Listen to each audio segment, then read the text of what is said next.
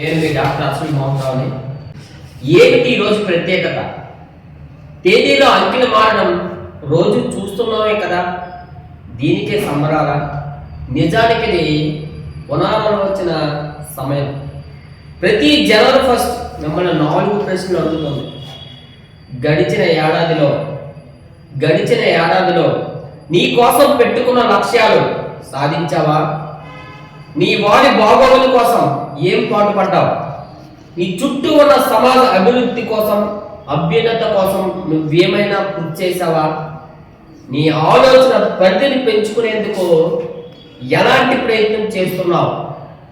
ఈ 4 ప్రశ్నలకు నిజాయితీగా మనం చెప్పుకునే సమాధానాల సారం రాబోయే 12 నెలలకు మీకు ప్రణాళికనిచ్చి మార్గనిర్దేశనం చేస్తుంది, మిమ్మల్ని విజేతగా నిలుపుతుంది.